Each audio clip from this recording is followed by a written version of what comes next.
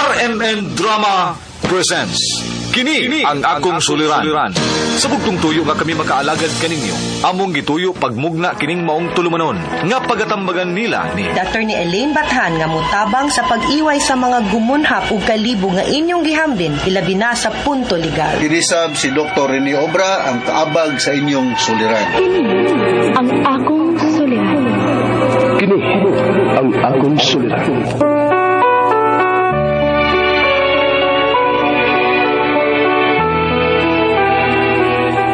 Sa atong pagkaymugso ng kalibutan, gikaluhaan at ang daan sa atong suliran. Ang suliran mo'y kabahin sa itong inadlang panginabuhian. Aba na doon ay suliran nga dili mo mapasan nga ikaw ra. Nagkinahanglan kag katabang aron sa pagsulbad ni ini. Nagkinahanglan kag kahayag na mo'y mulamdag sa imong unahuna. Ug tungod ni ini, natawag kini nga atong tulumanon nga naguluhan. Kini ang akong suliran. Kini ang akong suliran. Mga minugbong duwa nga matapos lang sa usa ka hugna. Mga kinutlog gikan sa mga suwat sa mga minahal namong tigpaminaw. Busa kung aduna kamoy suliran nga naggumon karon sa inyong galamhan, suwata ka na ug ipadala ning atong tulumanon. Kini ang akong suliran. Aron kabuhatan ka na og duwa sa kahanginan ug pagatambagan sa mga bulawanong hunahuna. Kini ang akong suliran. Kini ang akong suliran. Sinumat ni Teresa Tirul Soria, ubos sa direksyon ni Ingrid Miss Iver Tudaso. Dalit kaninyo sa RMN Drama.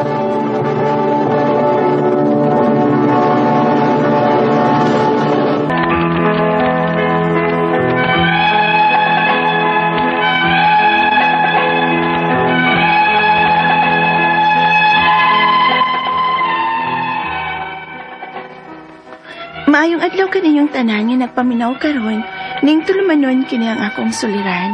Ilabi na kaninyo Dr. Rene Obra ug Dr. ni Elaine Bathan. Ingon man sa mga artista nga maghatag og kinabuhi ning akong suwat suliran.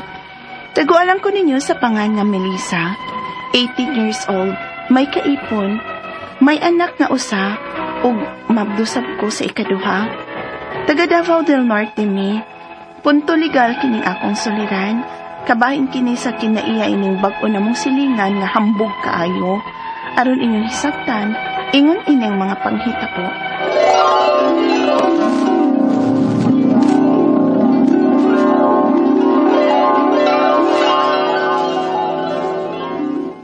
Rudy, may lain laging tao silang Kuya Eric nimo. Basig may bisita sila. Namidag kang daang mga gamit good. Mga gamit sa buyback. Maba? Uy, may mangipon sa ila? Matlong. May parinti ba kaming gustong puyo sa ila, no?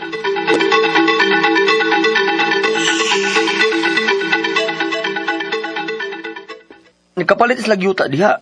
Ila ko nung tuguran og bahay.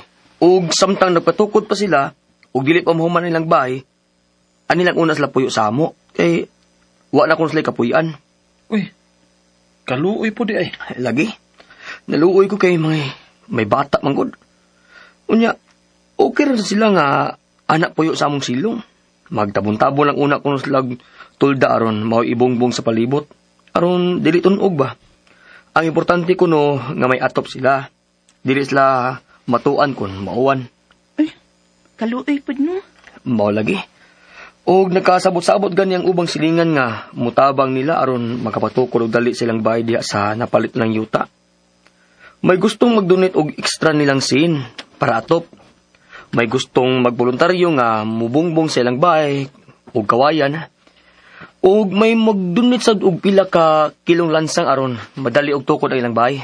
Oh, kun mao. Mutabang sa taro di oy. Unsa kaya to'y katapang sa?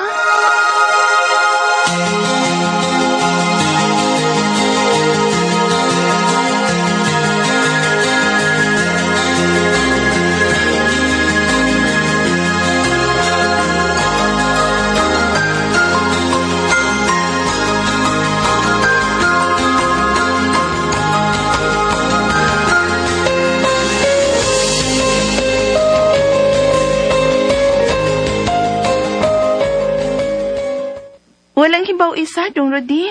Nahuman na gyud ang bahay sa atong bagong silingan. Maog yun. Dalirang nahuman kay nagtinabangay man ang mga silingan.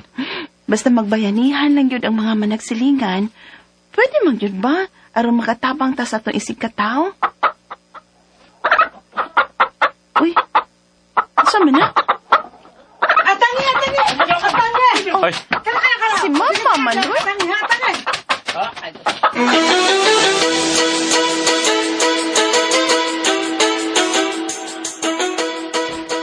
ano ka ma? Bebe, dire.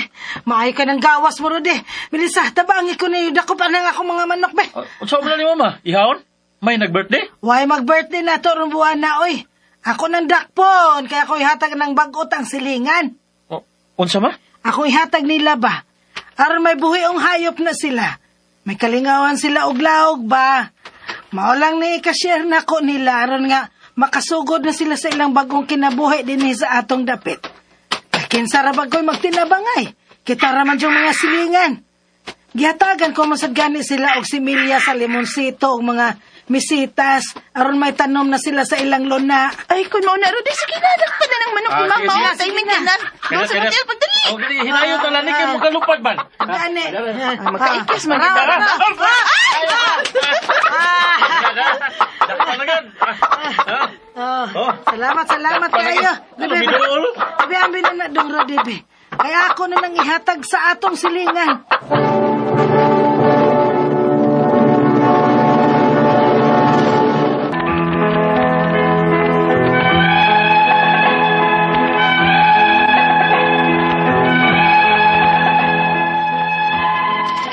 Nagbayanihan o nagtinabangay may managsilingan, aron lang among matabangan ang bag-o namong silingan sa among dapit. May nag-donate og sin para atop, kawayan para bungbong. Giapil og kural, ang agianan kilid sa ilang bahay. Unsa? Di na ta makagi. Di na ta makagi diya sa naanda na tong agianan.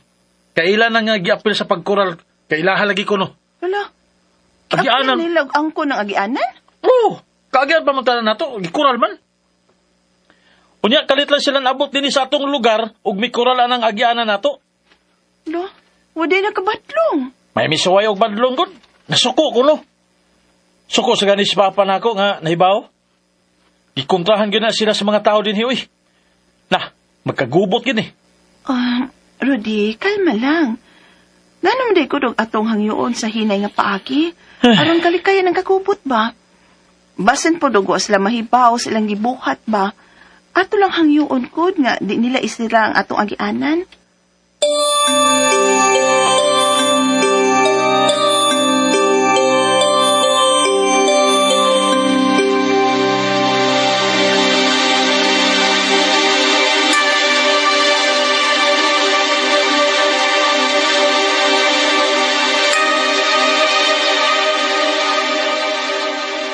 Usa?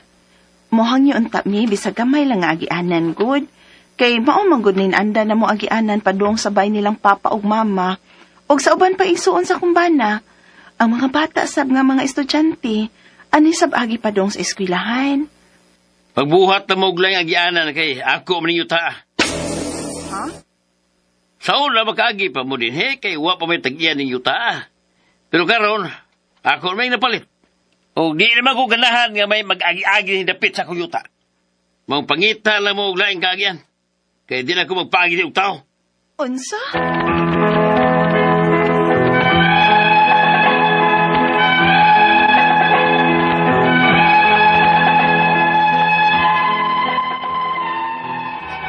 Hambugero na git kayo ang bag-o namong silingan. Daghan ang wa na makauyo nila. Mura manog nalimot kung giunsa nila sa pagsugod og puyo diri sa among lugar. Nga gitabangan namo sila ron makatukod dayon sila sa ilang bahay. Ang akong mga pangutana mao kining mosunod. Unang pangutana, gikural sa bag-o namong silingan ng among karaang agianan kay apil kuno sa napalit niya nga yuta. Pwede pa gud nang kuralon niya og apil ang agianan sa mga tao? Ikaduhang pangutana, pwede pa ming makahangyo nga unta na alang may maagian bisag kamay lang. Di ba gud may makapugos anak nila kay ilamang yuta? Kay karaan naman gud na mo agianan. Ikatulong pangutana, nasuko na og maayong akong ugangan ug ang uban pa namong mga silingan. Unsaon man namo nga malikayan namo ang kakubot? Pwede ba namo silang ipatawag sa kapitan aron mahusay mi sa barangay? Ikaw pa to katapusan. Pwede pa may mo petisyon nga papahawaon sila sa among lugar bisag gipalit na nila ning yutaa kay nakamugna ra manggod sila og kagubot sa among malinawong lugar. Palihog, tabang yung tambagi ko. Kini ang akong suliran, Melissa. Maayong adlaw, mga suking tigpaminaw, kini si Attorney Elaine Bathan. O kiniisap si Dr. Rene Obra nga motambag sa inyong mga medical, personal, behavioral o mga drug-related nga mga problema. And ako'y muhatag og tambag sa mga punto legal ug mga personal po natong mga pangutana nato kabahin sa ato ang mga karelasyon, kapikas, mga kabtangan, sa ato ang mga dokumento, no, atong pagpanrabaho, mao na ay nagyud mo pagdugay guys, kay nami mo tambag ninyo, ipadala ang inyong hangsuat sa Atong email, suliran_612@yahoo.com or sa Facebook account nga kini ang Akong Suliran official writers page. or ba sa mong buhatan sa 3rd floor, Jose R. Martinez Building, Osmeña Boulevard, ning Dakbayan sa Subo. Lain-lain o klase-klasing pamaagi kung unsaon ninyo pagpadala ang inyong suwat ug suliran diri namo importante kumpletuha ang mga hinungdan, sinugdanan ug detalye anang inyong mga pangutana ug problema, di ba Doc? Yes, ug ang inyong address kay parang may balume ug hangtod sa dapit maabot kining atong programa sa RMN. Correct. Para makibawig asa dapita mo na minaw. Kay sipa bayagod kayo labi na kay naatay YouTube account ug daghan pong maminaw nato dinha sa Facebook. Yes, tinood na siya, no? Kay daghang mo chat nako nga taga Amerika, taga Switzerland. Musta naman ay si Angeles diha sa Switzerland ug si Mar Molina diha sa Sweden, no? Ako ni mga classmates high school attorney nga tuan na sila namuyo dito. Nolfa Guso diha sa Melbourne, Australia. Dr. Melbourne. Ha? Sa Melbourne, Australia. Bagi ka ko Australia, Doc. Di ka nga, Sydney, Melbourne? Sa Melbourne, no? Yes. Gikan ko Perth and then Brisbane ya. Ako pohon basin mo balik og Sydney. Yeah, Dr. Bong Kawel diya sa Melbourne, no? Sige ko gimbitan. Kaduhan ako nakatug Australia to ni. Yes. Pero Sydney gyud ko. Ako I've been around. Wag ko kabuk Canberra. Akong mga Melbourne. parintigod sa mother side, sa tanteng ko nga side, hasta akong brother, duha ka igsuon, nasa Australia, Doc. Australia. Nasa Okay. Perth, Brisbane, Melbourne, Sydney, Canberra, Oh. Darwin. So, makasuroy-suroy gid ta. Kaduhan ako kanto pero Oo. Sydney At gyud least ko. at least every year kumuadto, Doc. Mo bisita nila. Lami nindot nga nasod. Dagaman. Yes, Doc. And greetings po sa tanan natong mga taxi driver, mga naminaw sa carbon, pasil. Si Diba? Kwan, kanang Agoy, Kaang. Tunik Kaang ba to? Ada sa Yes. Ambugon na Sibunga. Daghang kayong salamat inyo kung ipahangyo sa akong mga kaang. Asa ka naman itong kaang, Doc? Dito sa Sibunga, Ambugon. Sibunga? Ambugon. Sa Liloan po, nindot po ang mga kaang dito, ha? Nasad sa Liloan, no? Kaadto ko. Kaya dito po ko, kay pabor sad sa ako, kay Mandawe man mi. Ako kay magatuan mo kong argaw attorney once a week kay matong kong drug rehab. So mulabay Yes, ko ng mga kaang. correct. Tiban nga kaang. Tiban nga kaang. Tiban Yes. kaang bulante diya sa Ambugon, no? Yes, and letter sender na to karong adlaw taga Davao del Norte. Wow. O gipadani niya sa kini ang Akong Suliran official writers page. Dr. Arthur Sagin da sa Davao ug Dr. Yes. Renato Tinapay da sa sa Davao. Attorney Jig Europa of Davao City. Hello. Of course, former Vice Mayor, former Mayor, now Vice President, Sara Duterte, ug Mayor Basti, dinha, Davao City. Hello ninyo. Ay, quote of the day, Doc. If you have the ability to love yourself first. Yes. Diba? Yeah. Kita gi mag-love sa atong kaugalingon. Kay wala koy lain. Naman gani pero di ko para sa imo gyud, no? Yes. Punto legal, si Melissa Kwabata pa, Doc. 18 years old. 18 years old, wow. Naikaipon. Anong 18 years old, no? Estudyante. Lungagan pa na ko, Doc. Naay anak. Ay, anak. Usa, o niya, mabdos po ikaduha. Nah. 18, Yang taga Davao. nakapanabdos. Aw, kaning kamo ni ato ang paga atong sisgutan. sulbaron Nya kabahin ko nini sa kinaiya. Ining bag-o nilang silingan kay hambog ko no kaayo murang nagkadisgusto ni sila sa iyahang bag-o nga silingan nya daghan kuno sa ilaha ang wa kauyon. Atong ilahang silingan. So iyang So, pangutana unang pangutana, no? Gikural sa bago namong silingan ang among karaang agianan. Kay apil ko no na napalit niya nga yuta. Pwede ba gud nang kuralon niya o gapil ang agianan sa mga tao?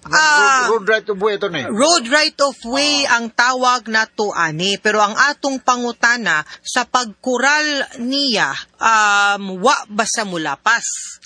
If within ba na siya sa iyahang tugkaran or sa iyahang property.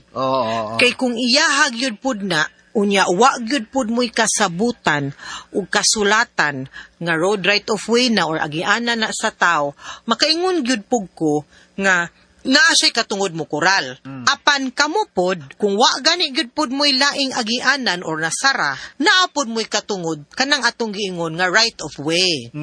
Kung wa po'y laing agianan na gyud.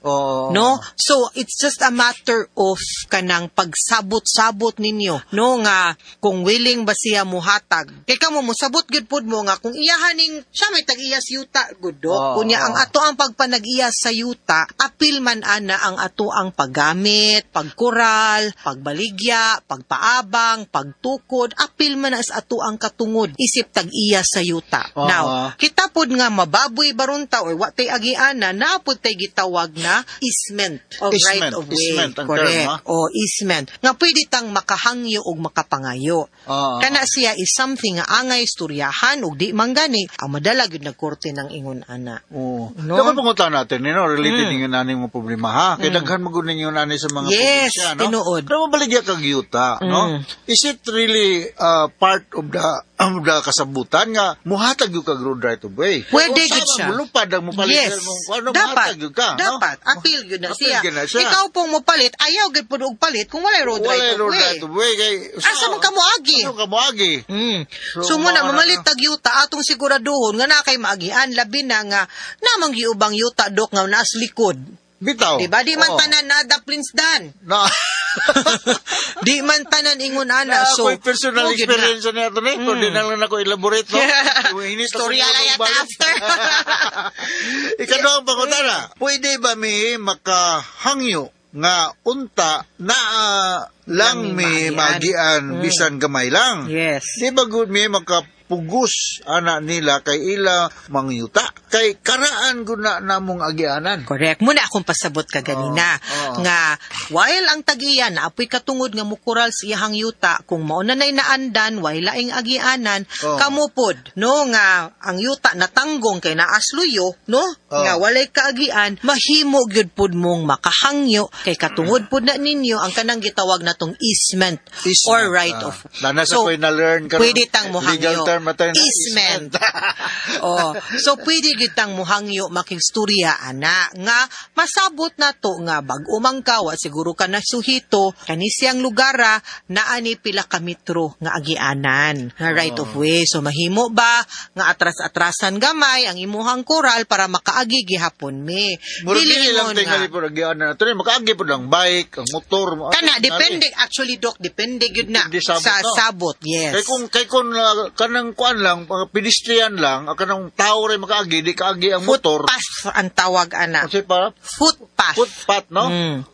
Ang kanang footpath gamay ra gyud na, no? Gamay kaayo. Pero kung makaagi ang motorsiklo, pwede po. Depende gid sila hang sabot sad. Kay asa man sa day pod ni siya agi, no? Kung kanwa di pod siya mo paagi, yang sakyanan ug napod siya sakyanan. Bisikleta ba siya or motorsiklo? Magkinahanglan na gapon sa kagianan pod. Ikatulong pangutana. Nasuko na og maayo ang akong ugangan ug ang uban pa namong mga silingan.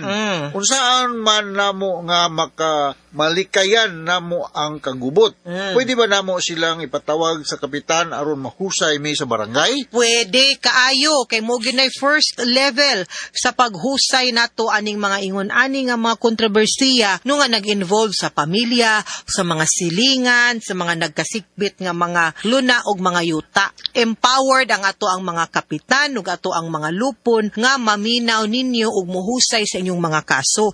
And I really suggest nga daduna ninyo didto kaysa magsakahay mo kaso sa korte nga perting dugaya, perting gastuha, perting hasula. Maog yun, no? No? So better nga mahusay mo sa barangay captain, no? Unya, piece of advice, moadto ganitas barangay captain, dili ta mag-inisog. Inig-adto nato didto, di nato kalimtan nga atong tinguha mahusay.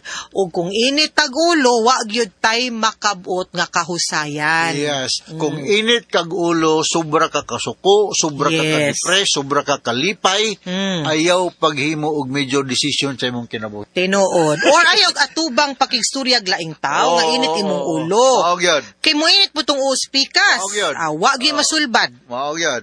Ikaw ba ito katapos ang pangutana natin Pwede ba may Petition? nga papahawaon sila sa lugar bisan gipalit nila ng ilang yuta? Kay makamugna raman gud sila og kagubot sa among malinawng lugar. Okay.